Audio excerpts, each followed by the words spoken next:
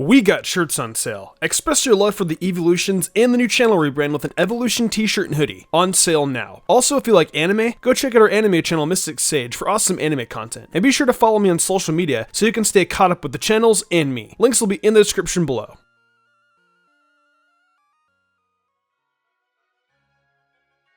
The Isle of Armor has been out for a week now, and there are so many new Pokemon in Sword and Shield. Over 100 Pokemon were put in the games, and it gave the game a lot more diversity than what we had before. With that diversity, I got inspired to create a new team of Pokemon I would use if I replayed through Pokemon Shield with the Isle of Armor in mind. I think you guys will enjoy this team though, as these are Pokemon I have never really used before. Oh, and I'm also going to be using traded Pokemon, so expect some of those too. It feels refreshing knowing that I haven't used all the Pokemon before, so a new playthrough playing the same game feels like a new experience. To me though, that's the biggest charm of playing Pokemon. Enough of my praising though, let's hop into this team and meet some new friends. So, judging by the thumbnail, I'm sure you guys know that Decidueye is a Pokemon that can only be traded, at least I think. I wanted to choose Rowlet as my starter because I have already used the Galar starters before and I wanted some new style. Granted, I have used Decidueye before in Pokemon Moon, but I wanted to give it a whirl here, especially with its secondary typing of Ghost. I thought the Ghost typing would be great for taking on Alistair's gym. The main reason I chose this though is just because I miss Alola. I miss going through the tropical island chain, taking on trials, and I miss the whole vibe of it all. I thought in choosing Rowlet as my starter, I would feel the Alolan breeze again. I'm just gonna have to give it a test drive though and see how it is. There's also just something really fun about using a starter Pokemon in a different region. As a kid, I would trade over a Bulbasaur Egg to Sapphire, and I would use Kanto Pokemon to play through the games. Going through Hoenn with Johto Pokemon is also super fun. I hope I get that same kind of feeling when I play through Shield with Rowlet. But tell me though, do you guys understand the feeling I'm talking about? Let me know down below.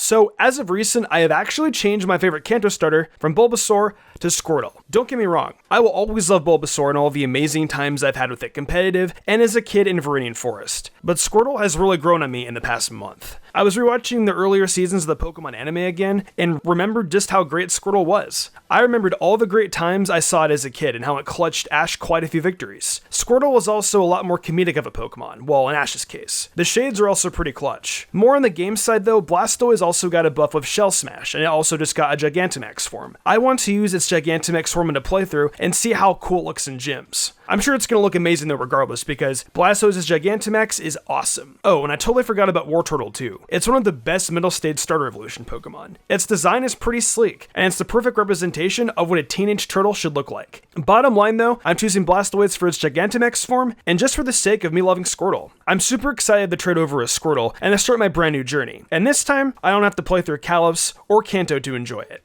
This next Pokemon is actually a really good Pokemon, but I always thought of it as overrated and super annoying to deal with. This is a brand new Pokemon that can be found in the Isle of Armor itself, being Venipede and then later evolving into Scolipede, the speed boosting buck. I never used to like Scolipede because I would always get swept by it in Generation 6. I would used to get just so upset and stay off Pokemon Showdown for at least a couple of hours. Now, after looking at the available Pokemon in the Isle of Armor DLC, I got the urge to use it because it had been one of those Pokemon I used to hate. I used to have a strong hatred towards a lot of Gen 5 Pokemon, but that fortunately changed. Being a more open-minded person now gives me more inspiration to try Pokemon I never used to like. Seeing Scolipede in the list of Pokemon available made me smile, and I immediately knew I wanted to use it. The fun part too is I can get it very early in the game and experience it to its full extent. There are other poison and bug type Pokemon I could use, but I would rather use the Scolipede line because I've never used it before. Scolipede may be a Pokemon a lot of people have used, but in my case, this is a brand new relationship that also includes competitive. Scolipede, my boy, I hope we can be friends and I hope you can forgive me for disliking you. Oh, and I can't wait to use Speed Boost Scolipede.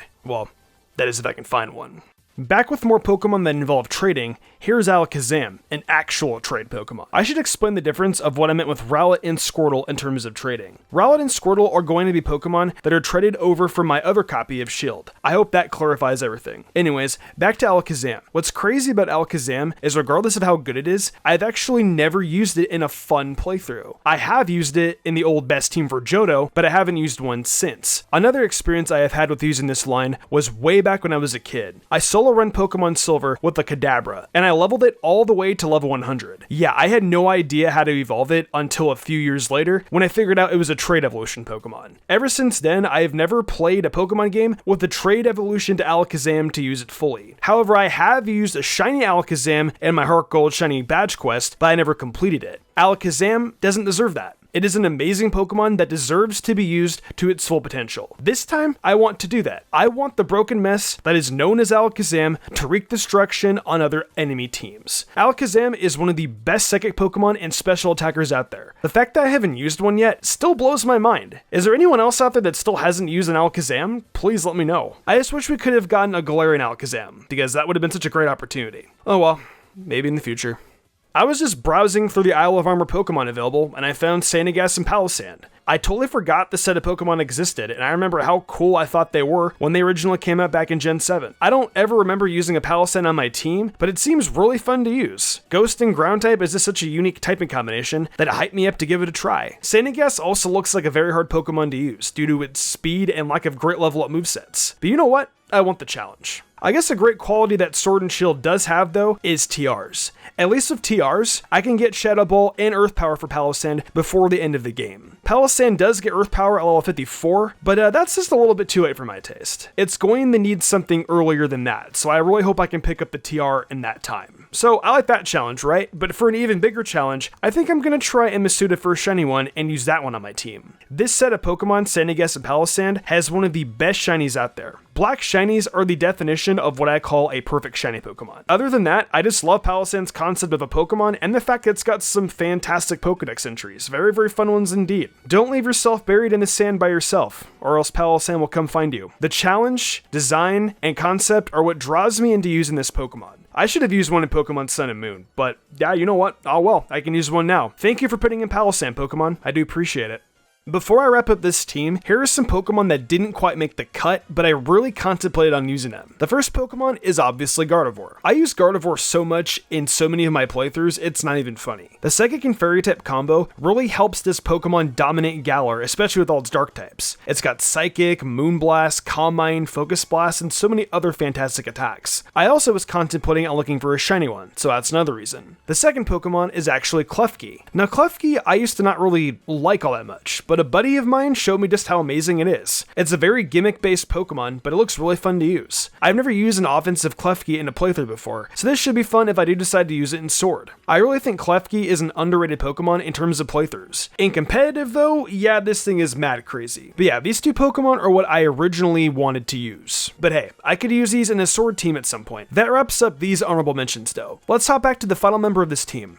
The final Pokemon on my team is a Pokemon I have used multiple times before, being Talonflame. Now we all know Talonflame is a decent flying Pokemon, and I know quite a few of you guys have used this burb at least a couple times back in Gen 6. Unfortunately, with the Gale Wings nerf though, this poor bird got the short end of the stick. With that being said, Talonflame has lost a lot of its popularity and competitive prowess. Even with those qualities absent though, I have to say I really do love the Talonflame line. The fire and flying type has always been a cool typing because phoenixes are one of my favorite mythical creatures. Talonflame may not have a phoenix origin, but it still resembles a falcon, which is also really cool. Falcons are some of my favorite birds, so I can appreciate that. I've used Talonflame before in Ultra Moon and my original playthrough of Y. I know I'm using it again, but I like it enough to the point where I can use it again. I also wanted to use a fire or a flying Pokemon on the team, but I couldn't really find any that I really loved, and then I found Talonflame. But hey, you know what? I can still use it in an in-game playthrough. In comparison to how it was in Generation 6, it's not that great, but I will say that it is at least underrated, and I can't wait for it to bring me the fire I need in my Galar expedition. Well, that pretty much wraps up my team for Pokemon Sword and Shield with the Isle of Armor. I have a feeling I will wind up playing Shield with this team on stream, so follow me over on Twitch so you can know when I want to do it. My link will be in the description below. I am highly debating on it because this team looks really fun. I was going to play it myself, but I really want to experience these new Pokemon with you guys. Anyways, that's the team I want to use. What Pokemon would you use in the Isle of Armor though? Let me know down below. Before I wrap up this video though, I want to address this question because I know I'm going to get bombarded with it. Yes, I will be covering a best team for Pokemon Sword and Shield involving the Isle of Armor. The video should be up around probably this coming Saturday. I may do separate teams for Sword and Shield depending on the differences, but at this point I really don't know. Either way, there will be one this coming weekend. If you got this message, comment hashtag best team down below so others will know as well. If you enjoyed the video, why not leave a like and subscribe to my channel with notifications on, that way I never miss an upload. If you want to support me further, consider following my Twitch where I stream all sorts of games from Pokemon to Fire Emblem to Zelda and much more. I also have an anime channel called MysticSage MysticSage, where I do anime reviews, rankings, and countdowns. So if you're interested in that kind of content, go ahead and check that out as well. If you want to support me even further and gain cool perks, check out my Patreon. These lovely people have all given me their support over there, and I couldn't be more grateful to them. I think I'm gonna wrap this up though. I'm Mystic Umbreon, and I will see you in the future for more awesome Pokemon content.